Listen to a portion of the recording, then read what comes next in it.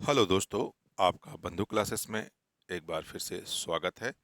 आज हम लोग उत्तर प्रदेश पीसीएस 2023 का यानी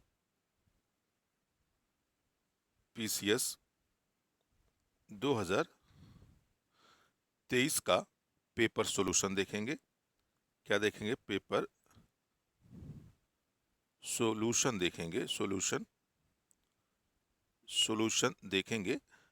इससे यह अनुमान लगा सकते हैं कि पेपर किस तरीका से आयोग पूछ रहा है या किस किस टॉपिक से आयोग प्रश्न को पुट अप कर रहा है। तो आइए देखते हैं 2023 के पेपर सॉल्यूशन में कौन कौन से पेपर पूछे थे। ये जो आंसर होंगे दोस्तों, या पूरे पूरे जो आंसर हैं, लोक सेवा आयोग की ऑफिशियल आंसर की से मिलाए हुए आंसर हैं। तो इसमें जो पहला प्रश्न पूछा है, केंद्रीय बजट 2023-24 के अनुसार अंतर्राष्ट्रीय अवसरों के लिए युवाओं को कौशल प्रदान करने के लिए विभिन्न राज्यों में कितने कौशल भारत अंतर्राष्ट्रीय केंद्र स्थापित किए जाएंगे। तो जो 23-24 का बजट था उसमें 30 भारत अंतर्राष्ट्रीय केंद्र स्थापित करने की बात की गई थी। तो सही उत्तर इसमें था, कौन सा वाला सही उत्तर था? तो सी वाला सही उत्तर था, यानी 30 केंद्र थे। अगला प्रश्न देखते हैं। 1857 में बरेली उत्तर प्रदेश में क्रांति का नेता कौन था? तो खान अब्दुल खान थे। यानी जो 1857 की क्रांति हुई थी, आ, फैजाबाद वर्तमान बरेली से किसने इस क्रांति का नेतृत्व किया था? तो खान बहादुर खान के द्वारा इसका नेतृत्व किया गया था। यानी इसमें उत्तर कौन सा सही था? सी वाला सही उत्तर है। अगला प्रश्न है, निम्नलिखित में से यूक्रेन का सबसे बड़ा कोयला उत्पादक केंद्र कौन सा है? तो डोनेटस्क जो था, ये क्या है? यूक्रेन का कोयला उत्पादक सबसे बड़ा क्षेत्र था, यानी ए वाला इसमें सही है। अगला प्रश्न देख लेते हैं। अगला प्रश्न है, करंट है पूछा है। तो करंट से हम लोग डिस्कस ना करके कुछ जीएस के प्रश्नों को ही देखते हैं। उसके बाद नेक्स्ट क्वेश्चन है, निम्नलिखित में से कौन सा प्रावधान संविधान का भाग सही सुमेलित नहीं है? तो अधिकरण भाग 11 में न होकर 14 का में है बात करता है, तो यही वाला क्या है? सही सुमेलित नहीं है। बाकी संघ राज क्षेत्र भाग 3 में उल्लेख किया गया है। राजभाषा का भाग 17 में उल्लेख किया गया है। अनुसूचित और जनजाति क्षेत्र का उल्लेख भाग 10 में किया गया है। अगला प्रश्न देखते हैं। और अगला प्रश्न है, संविधान भारतीय संविधान ने प्रारंभ में किस अवधि के लिए सभी सरकारी उद्देश्य हेतु अंग्रेजी भाषा के उपयोग के लिए अनुमति प्रदान की थी? तो 15 वर्षों के लिए यह अनुमति प्रदान की गई थी। तो उत्तर इसमें सी वाला होगा। अगला प्रश्न देखते हैं। अगला प्रश्न है, निम्नलिखित में से कौन सा एक कीट भक्षी पौधा है? तो कीट भक्षी पौधे की बात करें तो नेफेथिस जो है, क्या है? ये कीट भक्षी पौधा है, तो ए वाला सही होगा इसमें। अगला प्रश्न है, एक भौगोलिक इकाई जो पानी को इकट्ठा करती है, भंडारण करती है एवं पानी छोड़ती है, उसे कहते हैं? तो जल विभाजक कहते हैं। उत्तर क्या इसमें सही हो जाएगा? डी वाला उत्तर सही हो जाएगा। अगला प्रश्न देखते हैं। The challenge of world property पुस्तक के लेखक कौन थे? तो गुन्नार मिर्डल थे। तो सही उत्तर आपका कौन सा होगा? डी वाला उत्तर होगा, गुन्नार मिर्डल होंगे। अगला प्रश्न देखते हैं। अगला प्रश्न है, निम्नलिखित में से कौन भारतीय संविधान के अनुच्छेद 20 का हिस्सा नहीं है? तो यातना के विरुद्ध निषेध, यानी यातना के विरुद्ध निषेध जो है अनुच्छेद 20 का पार्ट नहीं है। अगला प्रश्न है, मिलिंद पन्हो राजा मिलिंद तथा एक बौद्ध भिक्षु के मध्य संवाद रूप है, वह भिक्षु थे। तो कौन भिक्षु थे? नागसेन थे। तो सही उत्तर आपका क्या सही हो जाएगा? डी हो जाएगा, नागसेन हो जाएगा। अगला प्रश्न है, संसाधनों के उपयोग तथा भविष्य के लिए उनके संरक्षण की आवश्यकता को संतुलित करने को हम क्या कहते हैं? तो सतत विकास कहते हैं। क्या कहते हैं? Sustainable development. यानी इसमें उत्तर आपका क्या सही हो जाएगा? सी वाला, डी वाला उत्तर आपका सही होगा। अगला प्रश्न है, सूची 1 को सूची 2 से सुमेलित कीजिए। तथा सही उत्तर का चयन करें। मिराते सिकंदरी या गुजरात बीजे का इसमें उल्लेख मिलता है। बुरहाने माशिर, इसमें जो है बरहानी के अहमदनगर का इतिहास मिलता है। रियाज उल सलातीन, इसमें जो है बंगाल का इतिहास मिलता है।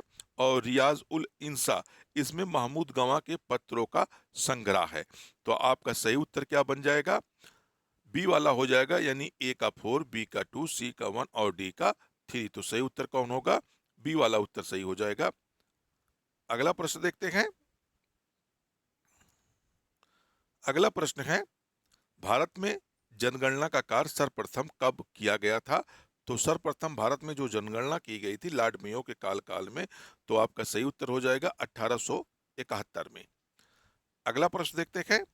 अगला प्रश्न है, निम्नलिखित में से कौन सी आर्थिक क्रिया नहीं है? तो स्वैच्छिक समाज सेवा जो है आर्थिक क्रिया नहीं है। तो आपका राइट उत्तर डी वाला हो जाएगा। अगला प्रश्न देखते हैं। अगला प्रश्न है, मानव विकास रिपोर्ट 21-22 के संदर्भ में निम्नलिखित में से कौन सा कथन सत्य है? मानव विकास सूचकांक भारत की श्रेणी 2020 में 130 से उन्नत होकर 132 हो गई थी। तो आपका सही उत्तर इसमें कौन सा हो जाएगा? आपका सही उत्तर हो जाएगा केवल 2, यानी मानव विकास सूचकांक में भारत की श्रेणी 20 में 130 से 22 में 132 पर गिर गई थी। तो आपका सही उत्तर क्या होगा? केवल 2 वाला उत्तर सही होगा, केवल 2 सही है। आइए अगला प्रश्न देखते हैं। अगला प्रश्न है, लोकसभा की प्रथम महिला स्पीकर निम्नलिखित में से कौन है? तो प्रथम स्पीकर कौन बनी थी? तो मीरा कुमार बनी थी। उत्तर सही होगा ए वाला। निम्नलिखित निम्नलिखित कथनों में से ग्राम सभा के संबंध में कौन सा सत्य नहीं है? तो इसमें कौन सा सत्य नहीं है? तो इसकी शक्तियों का निर्धारण केंद्रीय सरकार के द्वारा होता है, जबकि इसकी जो शक्तियां होती हैं किसके द्वारा निर्धारित होती हैं? राज्य सरकार के द्वारा निर्धारित होती हैं। तो यही वाला आपका उत्तर सही हो जाएगा, बी वाला सही उत्तर होगा। अगला प्रश्न है, विश्व सामाजिक संरक्षण रिपोर्ट प्रकाशित की जाती है, तो यह किसके द्वारा प्रकाशित की जाती है? अंतरराष्ट्रीय श्रम संगठन के द्वारा। तो आपका सही उत्तर हो जाएगा, बी वाला सही उत्तर हो जाएगा। अगला प्रश्न देखते हैं। अगला प्रश्न है, निसार उपग्रह निम्नलिखित में से किस संगठनों द्वारा संयुक्त रूप से विकसित किया गया था? तो अमेरिका और भारत, यानी अमेरिका की जो नासा मतलब आंतरिक एजेंसी थी नासा, और भारत की जो आंतरिक एजेंसी थी इसरो के द्वारा निसार उपग्रह का विकास किया गया था। तो सही उत्तर आपका क्या होगा? ए वाला हो जाएगा, इसरो और नासा। अगला प्रश्न देखते हैं। अगला प्रश्न है, पंचायतों के समस्त चुनावों का संचालन करता है, तो राज्य निर्वाचन आयोग के द्वारा पंचायतों का समस्त निर्वाचन किया जाता है। अगला प्रश्न देखते हैं। और अगला प्रश्न है, लोटिक परिस्थितिकी तंत्र का उदाहरण है। तो लोटिक मतलब होता है जहां पे बहाव होता है। तो आपका सही उत्तर हो जाएगा, बी वाला नदी हो जाएगा। अगला प्रश्न देखते हैं। अगला प्रश्न है, निम्नलिखित में से कौन सा mRNA वैक्सीन है जिसका उपयोग कोविड 19 संस्करण के विरुद्ध किया गया था? तो मडरना। तो आपका सही उत्तर हो जाएगा, बी वाला हो जाएगा, मडरना हो जाएगा। अगला प्रश्न देखते हैं। निम्नलिखित में से कश्मीर के किस शासक ने जजिया और गौ हत्या को समाप्त किया था? तो जैनुल आबदीन, जिसे कश्मीर का अकबर भी कहा जाता है। तो आपका सही उत्तर क्या हो जाएगा? ए वाला हो जाएगा, जैनुल आबदीन हो जाएगा। अगला प्रश्न देख लेते हैं। निम्नलिखित में से किस स्कॉर्पियन श्रेणी की पनडुब्बी को जनवरी 2023 में भारतीय नौसेना में शामिल किया गया था? तो आईएनएस वगीर को शामिल किया गया था। तो सही उत्तर क्या होगा? सी। अगला प्रश्न देख लेते हैं। अगला प्रश्न है, निम्नलिखित रेगिस्तानों पर विचार कीजिए तथा उन्हें उनके आकार के बढ़ते क्रम में व्यवस्थित कीजिए। सबसे बड़े सबसे छोटे से बड़े सबसे विस्तृत तक का जाना है। तो सबसे जो विस्तृत है वह कौन सा है? तो सहारा है। तो इसलिए उससे सबसे छोटा इसमें कौन होगा? ग्रेट सैंडी मरुस्थल। उसके बाद गोबी मरुस्थल, उसके बाद अरेबियन मरुस्थल, और उसके बाद क्या हो जाएगा? सहारा मरुस्थल हो जाएगा। यानी पहले नंबर पे आपका एक आ जाएगा, फिर 4, फिर 2, फिर 3 हो जाएगा। तो उत्तर आपका इसमें कौन सही होगा? ए होगा। तो क्रम देख लीजिएगा। पहले नंबर पर आपका एक ए हो जाएगा, दो ए हो जाएगा, यानी सबसे छोटा ये है, फिर ये है, फिर तीसरे नंबर पे ये हो जाएगा और चौथे नंबर पर शाहरा मरुस्थल हो जाएगा। आइए अगला प्रश्न देखते हैं।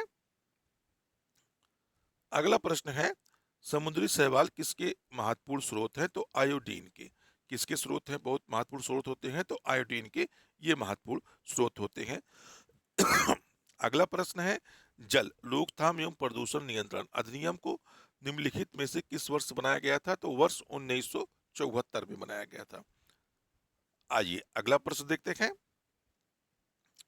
अगला प्रश्न है, राष्ट्रीय उद्यानों में आनुवांशिकी विविधता का रख रखाव किया जाता है इन सीटू संरक्षण के द्वारा। आपका सही उत्तर होगा ए। अगला प्रश्न देखते हैं और अगला प्रश्न है, निम्नलिखित में से कौन एक योजना वर्ष सही सुमेलित नहीं है? तो इसमें श्याम प्रसाद मुखर्जी अर्बन मिशन जो है 2016 में शुरू हुआ था, जबकि ये क्या दिया है 2015 दिया है, तो यही वाला उत्तर आपका क्या होगा? सही हो जाएगा। अगला प्रश्न देखते हैं, 2 फरवरी 2023 को निम्नलिखित में से किस देश ने केंद्रीय बैंक के अपने करेंसी नोट से ब्रिटिश राजशाही को हटाने की घोषणा की थी? तो यह किसके द्वारा किया गया था? ऑस्ट्रेलिया के द्वारा किया गया था। तो सही उत्तर क्या होगा? सी। अल नीनो के संदर्भ में निम्नलिखित कथनों में से कौन से कथन सही हैं? तो आपको बताना है कौन से कथन सही है। तो अल नीनो में पूर्वी प्रशांत क्षेत्र में पेरू के तट पर गर्म धाराओं का प्रकट होना शामिल है।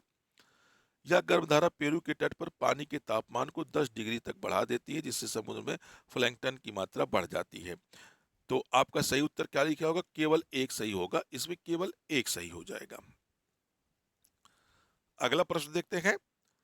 1918 के संयुक्त प्रांत किसान सभा का गठन निम्नलिखित में से किस नेता ने किया था?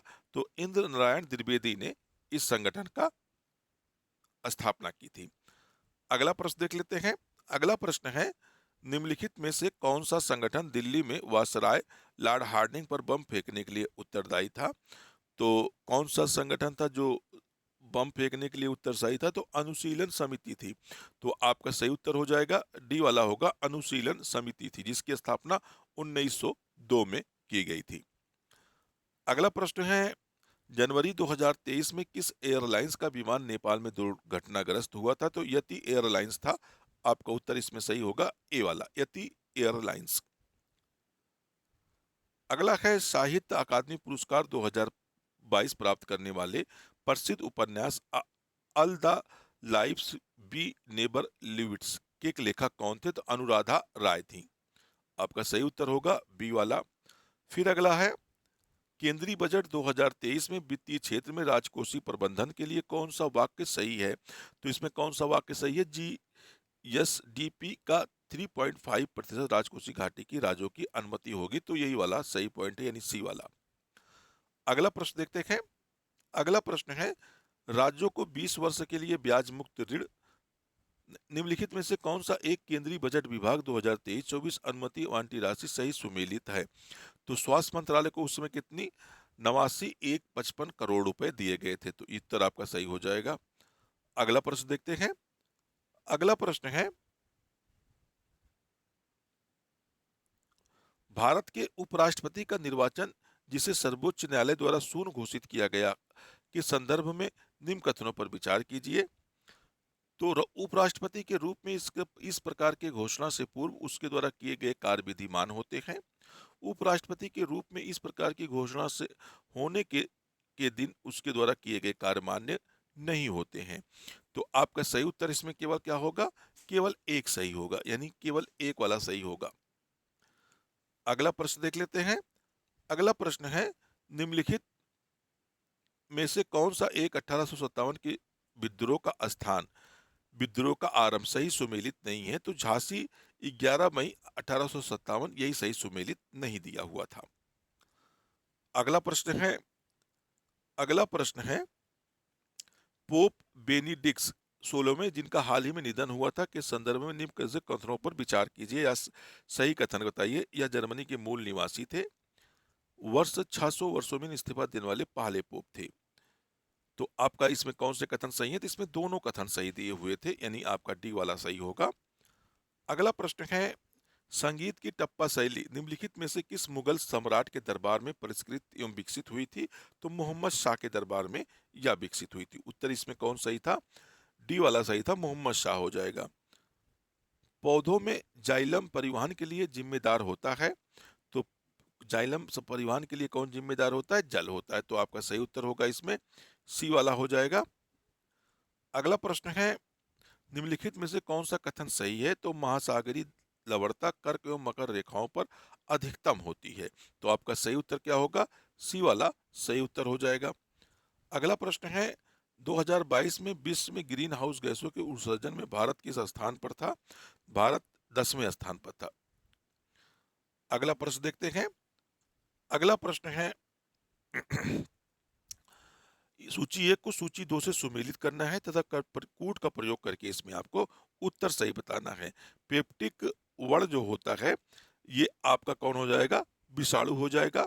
डेंगू विषाण हो जाएगा। पील पाँव हो जाएगा, ये आपका हो जाएगा क्रीमी हो जाएगा। मलेरिया जो है प्रोटोजोआ हो जाएगा। तो आपका ए का 4, बी का 1, सी का 3 और डी का 2 सही हो जाएगा। तो उत्तर आपका क्या होगा?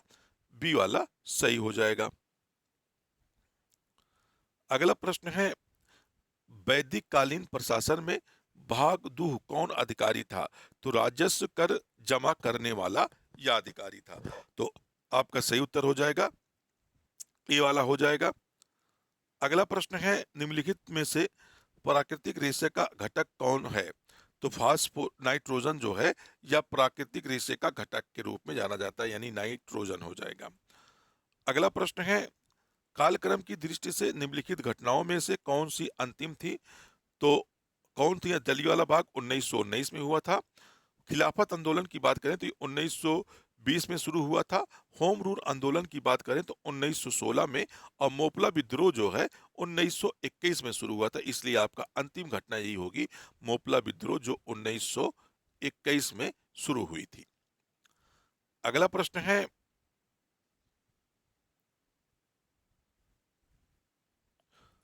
खनिज संपदा के संदर्भ में निम्नलिखित कथनों में से कौन सा सही है? जम्मू कश्मीर के रियासी जिले में लिथियम अनुमानित संपदा भंडार मिले हैं।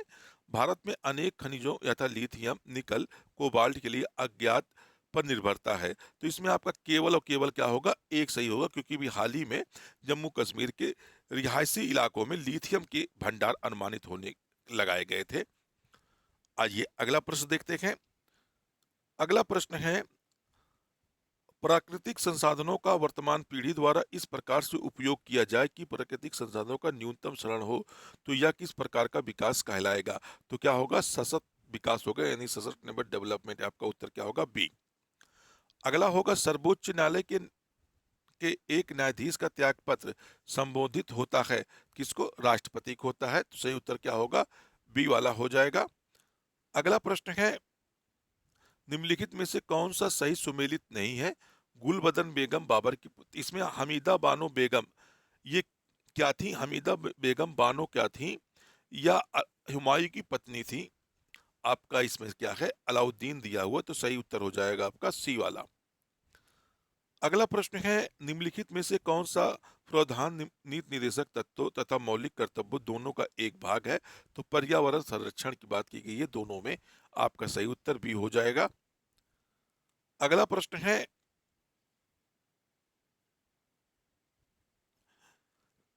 संघीय बजट 23-24 में योजनाओं के अनुसार आवंटन के संदर्भ में निम्न कथनों में से कौन से कथन सही हैं या हैं? पिछले वर्ष की तुलना में मनरेगा हेतु आवंटन में सर्वाधिक प्रतिशत कटौती दर्ज की गई है। पिछले वर्ष की तुलना में जल जीवन मिशन हेतु आवंटन में सर्वाधिक प्रतिशत वृद्धि दर्ज की गई है। तो आपका दोनों स्टेटमेंट सही है, यानी सी वाला उत्तर आपका सही हो जाएगा।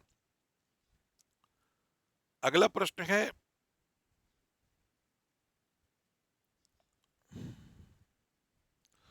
सूची एक सूची दो को सुमेलित कीजिए तथा नीचे दिए गए कूट का प्रयोग करके सही उत्तर चुनें। उपयुक्त जनसंख्या सिद्धांत ये माल्थस के द्वारा दिया गया था। सामाजिक अपसमोजन सिद्धांत या किसके द्वारा दिया गया था? तो यह दिया गया था आपका हेरनी जॉर्ज के द्वारा दिया गया था। जनसंख्या संक्रमण का सिद्धांत या जो है थम थॉम्सन के द्वारा दिया गया था, और जनसंख्या खाद्य आपूर्ति का सिद्धांत जो है एडविन केनिन के द्वारा दिया गया था। इस तरह से ए का 3, बी का 4, सी का 1 और डी का 2 हो जाएगा। तो सही उत्तर क्या होगा इसमें?